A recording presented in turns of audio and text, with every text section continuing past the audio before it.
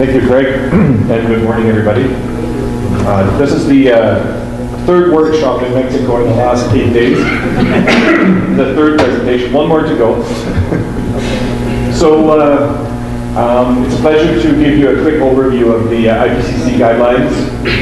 And what I want to do, these guidelines are all books that are several hundred pages thick. I have been given 20 minutes. So obviously we have to keep this at a very high level, but what I want to do, specifically focus in on issues related to disturbance impacts on carbon dynamics, speak a bit about what that means for activity data requirements, and wrap up with some quick conclusions. So why do we do national greenhouse gas inventories? First of all, the primary purpose is to quantify the anthropogenic emissions and removals in all sectors of our economy. In the LULUCF sector, of course, it is really the only sector in which we have major removals. What is also intended is to have an understanding of the regional distribution of sources and sinks and of the drivers of these emissions. In addition to understanding what has happened in the past, we want to be able to use these tools to also predict the trends for coming years, for mitigation purposes, to prepare what we call reference levels or baselines against which the implications and the benefits of our mitigation efforts can be evaluated, and to use these inventories of the anthropogenic emissions and removals will give us the opportunity to identify where climate change mitigation might be best applied and to help us to develop mitigation portfolios. By that I mean suites of activities that are designed to reduce the impact of emissions and removals. We also then can use these same systems to monitor the effectiveness of our mitigation actions and to provide the basis for the accounting and assignment of credits and debits relative to the baseline that was calculated earlier. So for many years, the IPCC has produced guidelines for greenhouse gas inventory reporting and good practice guidance on how to do that. In 1996, revised guidelines were the sort of first major internationally used set of documents for reporting of greenhouse gas emissions and removals. In 2001, a document was developed on uncertainty assessment and management. In 2003, the good practice guidance for the LULUCF sector was developed. And then in 2006, there was a complete overhaul of the greenhouse gas accounting guidelines, and volume 4 of the 2006 guidelines is the one that deals specifically with the LULUCF sector. Just a few weeks ago, the IPCC also adopted 2 new supplementary documents. One that deals specifically with wetlands and the activity of wetland drainage and rewetting, and then a revised supplementary methods on good practice guidance arising from the Kyoto Protocol. This is the implementation of the decisions that have been made in the COPs, in recent COPs, and deals specifically, and that is potentially relevant for us, with forest management reference levels and technical corrections, the provision for natural disturbances, harvested wood products, etc. These guidelines are only for countries that have ratified and adopted the second commitment period of the Kyoto Protocol. However, it is generally understood that the methods described in these recently negotiated documents and developed documents are likely to be the foundation for the LULUCF sector methodology that will be incorporated in the next climate change agreement. So what these IPCC guidelines do is they provide a series of principles that are to be adhered to when developing national greenhouse gas inventories. They give a detailed description of the approaches to representing land categories and identify these 6 land categories. They describe in detail Tier 1 and Tier 2 methodologies for the estimations of emissions and removals. They describe descriptions of, provide descriptions of how to assess uncertainties and to ensure time series consistencies in the analyses. They address quality assurance and quality control, key category analyses, and they provide indicative reporting tables, while the ultimate reporting tables, the CRF tables, are negotiated with the work of SUBSTA in the UNFCCC negotiations. So with regard to the consistent representation of land, the IPCC guidelines identify three methodologies or three approaches that can be used, and these are progressively more complex as you go from 1 to 3, and progressively more useful in enhancing the information about land use and land use change. The most simple approach that is not suitable certainly for Kyoto Protocol reporting is one of simple gross changes, net changes in land use summarized in tabular form. The second methodology provides land use change matrices. That means an exact account of the gross changes in each of the land use transitions. And the third one provides that information, but in a geographically explicit land use mapping approach, such as you would obtain from a time series of remote sensing images. I'll very briefly introduce two reporting methods that are being discussed by the IPCC. It's a little detailed, but I bring it up here because when we discuss disturbance data in the remainder of the 2 days of this workshop, we will come back to the distinction between what we call spatially explicit and spatially referenced. Reporting method 2 on the right is a spatially explicit method where you basically have a detailed forest inventory and detailed information about in which polygons or in which pixels disturbances occurred. Reporting method 1 on the left is also referred to as a spatially referenced approach.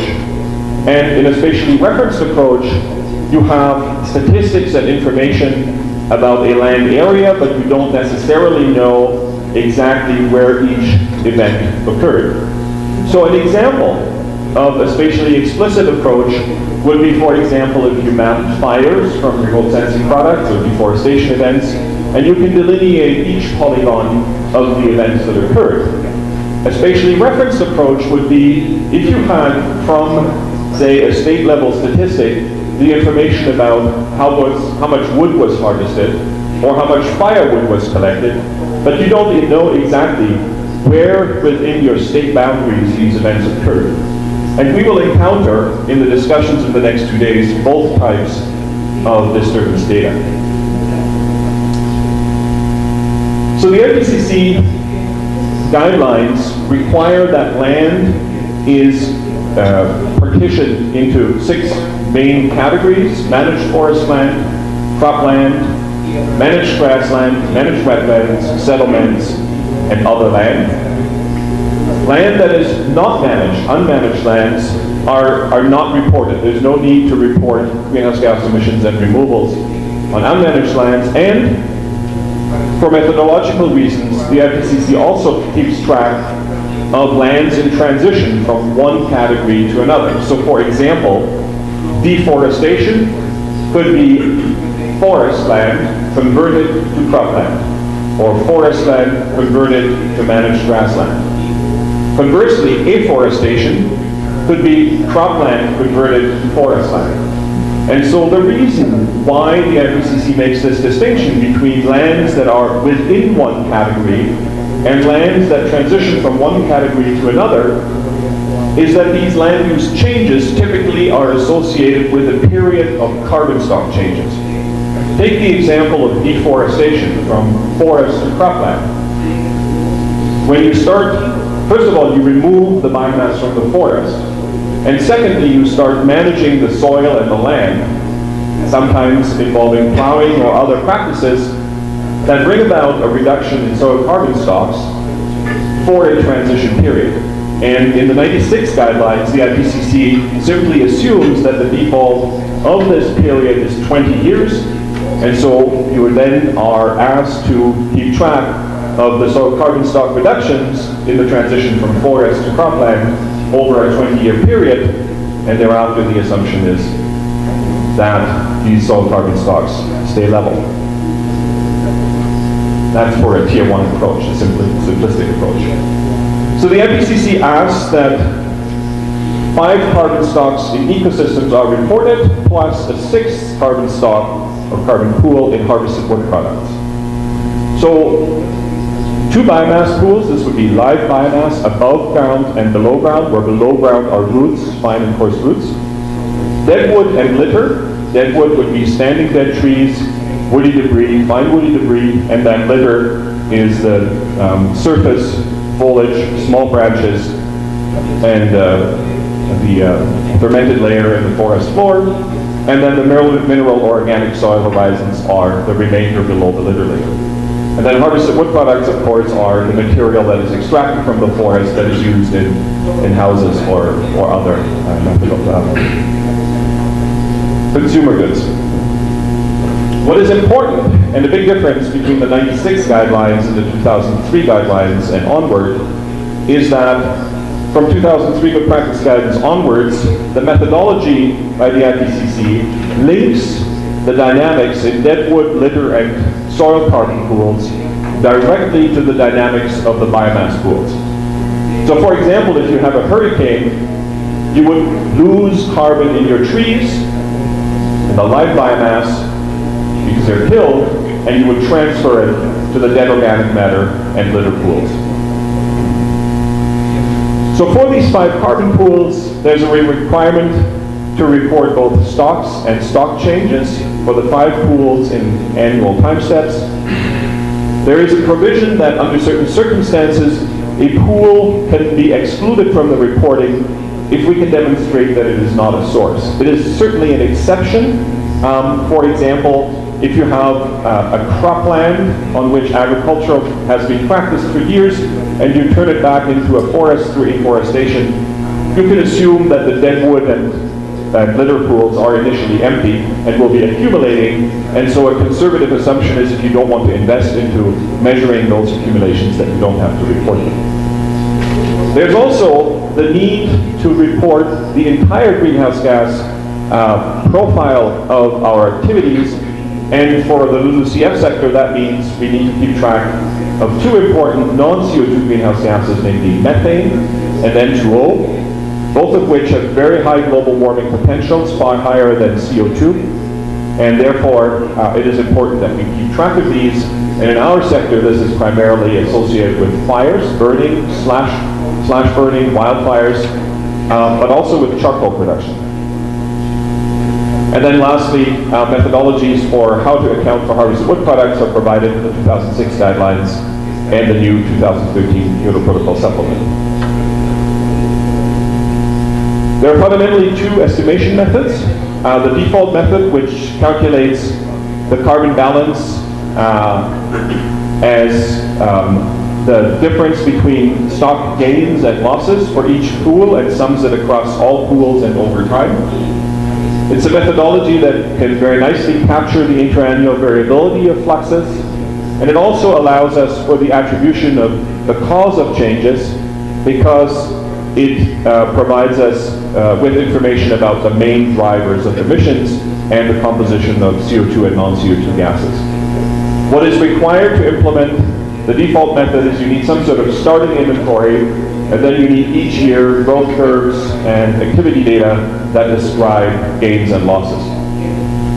The stock change method takes a different approach. You basically have inventories, complete inventories at 2 points of time, and you simply calculate the difference between these inventories and then estimate the annual rates of change as the average over the period of measurement. It is much more difficult to attribute the cause of change with that method, and you still require a starting and ending inventory. For both of these methods, we need to calculate the analyses for each pool, year, and land category. And what that means is that there's a very large number of calculations that is required, and this can effectively only be done if you have large spreadsheet systems or computer models to do these kinds of analyses. Very briefly, the IPCC identifies 3 tiers, where the Tier 1 methodology basically is for countries that just start the process where you have global default data, very simplified assumptions, and default emission factors. The goal is very quickly to move to Tier 2, which uses the same concepts but uses national information. It still uses the simplified representation of carbon dynamics, but it relies on national inventory data, activity data, and nationally developed emission factors. Tier 3 methodology is more complex again, and it usually involves some form of modeling framework to integrate the data from many sources and allows for the most comprehensive assessment of greenhouse gas emissions and removals. One overall principle of the IPCC approach is that we continuously need to improve our estimates. The guidance states that we need to identify, quantify, and reduce uncertainty as far as is practicable. And that means we need to do these things within the circumstances of our national circumstances. That means, depending on what data we have, what resources we have, there's a desire to improve these uncertainties as far as is practical. It's important to understand that both Tier and Tier 3 methodologies can therefore start using data that are currently available. In some cases that may be expert judgment, and that you basically improve these data over time as more data become available, as your MRV systems develop. So one tool to achieve this are computer models that allow us to integrate in a Tier 3 approach the information from many different data sources. As I described the steps before, you need to sum up gains and losses. Of course, you need to do that, for different ecozones, for different forest types, for different age classes. And so very quickly it becomes a complex set of a large number of simple operations that you need to pull together. Models can also help us identify and fill data gaps. So for example, national forest inventories typically measure trees, but we often have much fewer data on the other important pools like dead wood litter and soil. And so computer models can help us fill in that knowledge gap, in particular if we have at least some national data to help us validate and calibrate these models. Computer models can also assist us in the identification and quantification of uncertainty, because we can conduct Monte Carlo analyses, we conduct sensitivity analyses and uncertainty analyses that help us give a sense of how the quality of various data affects our estimates of greenhouse gas emissions and removal. They also allow us to generate consistent time series for reporting. This is another important principle of the IPCC. When you get better data, or when you change the methodology for your accounting, you can't just start reporting the new values in the year in which you have the new methodology. You need to apply that revised methodology to the entire time series. And the reason you have to do that is because otherwise you would start seeing changes in the trends over time that are attributable to your methodological change and not to a change in human behavior. So it's therefore important that when methodological changes are introduced, you recalculate the entire time series using consistent methodology so that you can separate changes in human behavior and other causes of emissions and removals changes from the methodological changes. The other thing that we can do with models is we can replace the activity data that describe past events and past activities with scenario assumptions about future activities.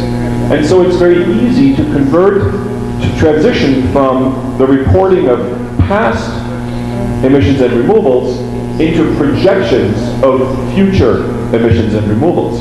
And so it's easy, by making assumptions that our behavior does not change, to calculate a business as usual reference level, a forward-looking baseline, and then look at how changes in human behavior as a result, for example, of RED policies, reduction of emissions, of deforestation and degradation, bring about changes in deforestation rates or degradation rates, which in turn will bring about changes in emissions and removals.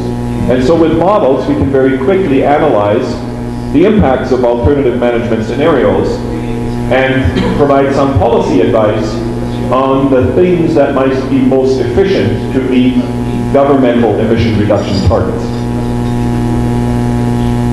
So very briefly, let me talk about disturbances. So disturbances are events that impact the forests and land cover. And there's a whole list of them. They could be natural disturbances like fires, insects, diseases, windstorms. They could be human disturbances like harvesting, thinning, deforestation, afforestation, etc., degradation, firewood collection, or they could be other events that are specific to your region or your country that you can define because they have impacts on the carbon pools in the forest. So in general, what disturbances do is they can cause direct emissions of CO2 and non-CO2 greenhouse gases. An example would be forest fires. They can also transfer carbon within the ecosystem. So a windstorm, an insect outbreak will kill trees. They transfer biomass from carbon to dead organic matter and soil pools. They can also transfer carbon out of the ecosystem. For example, harvesting. And all of them will have impacts on subsequent carbon dynamics because the carbon in the ecosystem has been redistributed from live to dead pools, where it will commence to decompose in subsequent years. And lastly, some disturbances, where they are stand replacing, also affect the H-class structure of the forest or the land use in the case of deforestation. So one of the things that we have been we started to develop this in 1989, and it's since been also adopted by the IPCC, is the concept of a disturbance matrix.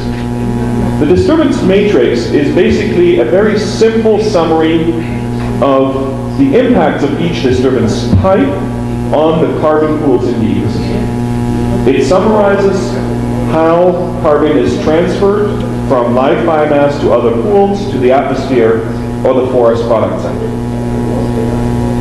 So a simple example would be this case where we have just two pools in the ecosystem, biomass and dead organic matter, and we then have an impact, in this case a fire, that kills the biomass. So we transition from what was, this is the before pool distribution, this is the after distribution. So what was in the biomass pool, nothing remains in the biomass pool.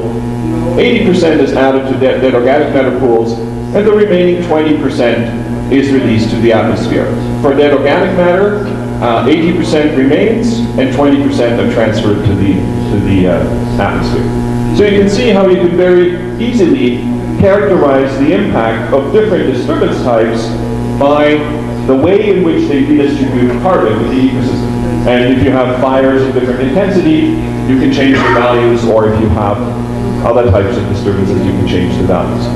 Now, in our model, these disturbance matrices are much bigger. There's actually, many more pools here and there, but this is just an explanation of how we can very easily summarize the impacts of different disturbance types on the ecosystem carbon pools at the time of disturbance. And if you then put that into a model, you can see here that these are the different pools before the disturbance. We have total biomass carbon and various dead organic matter pools. We have a fire or a harvest disturbance, and you can see that the composition of the pools is very different. So for example, this pool here, which is the coarse woody debris pool, is very large after a fire, but very small after a harvest. Okay? So, and then thereafter these pools decompose and regrow, and the impacts of the disturbance, as I said, can carry on for many years. You can see that 50 years after the disturbance, there's still a difference in the carbon pools after these two disturbance types. So what do we need to define the impacts of disturbances. Very simply, for each of the major disturbance types, first of all, we need to define what the major disturbance types are that affect the carbon dynamics in our system. We can do that just by consulting amongst each others.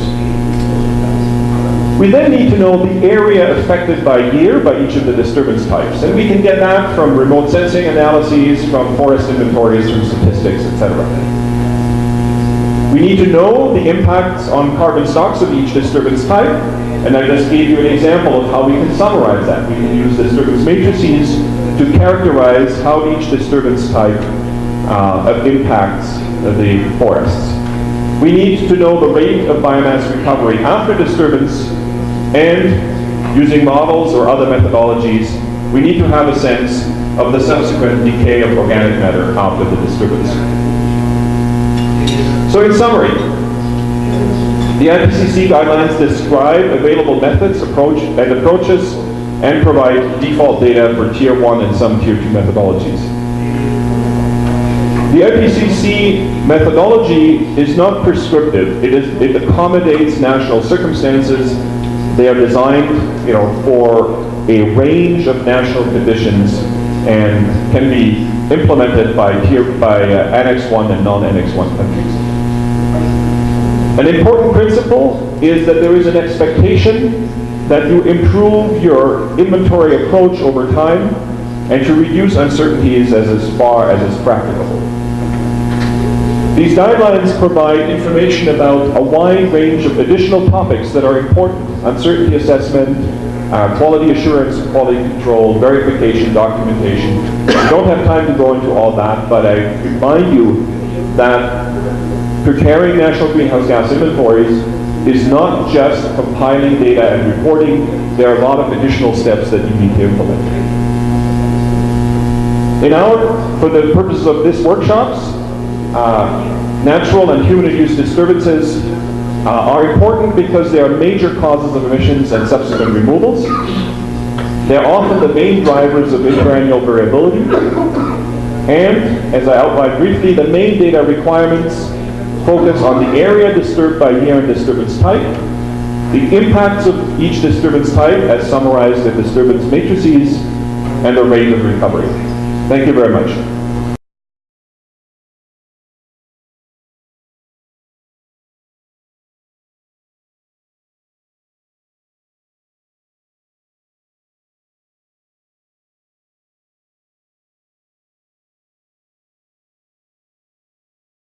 Secretaría de Medio Ambiente y Recursos Naturales.